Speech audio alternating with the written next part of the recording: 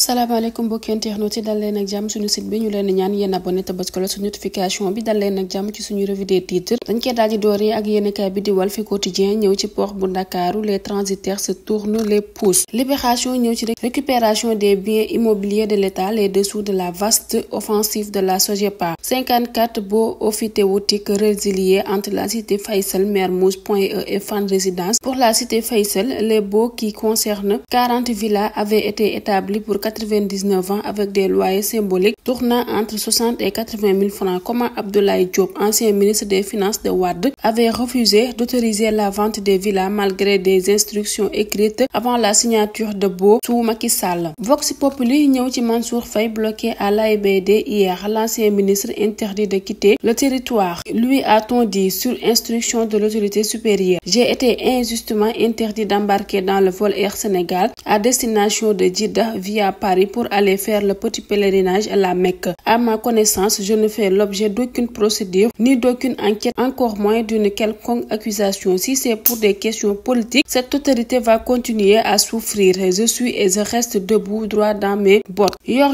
ñëw ci li nga xamante ne ni moo di SOS pour le village de Savoigne, commune de Diama. L'effondrement du pont depuis 2018 pousse les élèves à faire un détour de 10 km pour aller au collège ou à le traverser au risque de leur vie. Critique ñëw ci gouvernement Sonko joue carte sur table. Même si leurs revendications sont comme toutes légitimes, les syndicats n'ont d'autre choix que de travailler à la signature d'un pacte de stabilité sociale comme le souhaite le gouvernement. En effet, en l'état actuel des finances publiques, l'État ne peut en aucun cas absorber le passif des engagements pris par le précédent régime. À charge pour les syndicats d'accorder le bénéfice du doute au gouvernement qui devra donner les gages en stoppant les limogeages tout azimut dans les structures publiques et parapubliques. Sinon, le train menant vers le pacte de stabilité sociale risque de dérailler. Rewmi Quotidien ñëw ci coopération judiciaire entre le Sénégal et le Maroc. 299 Sénégalais détenus au Maroc, 38 condamnés souhaitent être transférés. Les députés examinent le projet de loi aujourd'hui. Macky Sall n'est pas concerné. L'As Quotidien ñëw ci li nga xamante ne ni moo di rumeur de suspension de la bourse familiale. Plus de 500 familles dans le désarroi. En route pour le pèlerinage, Mansour Faye interdit d'embarquer à l'AIBD. Audience avec l'UMS, Diomaye retrouve ses amis. L'évidence ñëw ci li nga xamante ne ni moo di coopération judiciaire. Le Sénégal et le Maroc s'attaquent à leurs lacunes. L'ancien président Macky Sall doit-il s'inquiéter? Laaj boobee nag la yéenekaay bi daal di samp. L'info ñëw ci convention entre le Sénégal et le Maroc, lueur d'espoir pour 299 détenus. 299 Sénégalais recensés au Maroc, dont 160 dans la juridiction du consulat du Sénégal à Dakhla. Les principaux motifs de condamnation sont l'immigration clandestine, la drogue, l'association de malfaiteurs, le crime, le faux monnayage, les escroqueries et la fraude. 38 compatriotes détenus se trouvent dans 9 prisons du Maroc ont exprimé le souhait transféré au Sénégal. Direct News ñëw ci place Gabar devenue Aly Gaye Diop. L'histoire jamais racontée de ce notable rufisquois. Un jour, un vol de marchandises fut signalé et l'enquête mena à l'un des entrepôts d'Aly Gaye Diop. Ici s'arrête l'histoire officielle basée sur une seule version. Cependant, les traditions orales racontent un complot fomenté par la jalousie d'un Français vexé de constater son cheval battu par celui de Aly Gaye Diop lors d'une course épique. Convaincu de son innocence, il refusa toute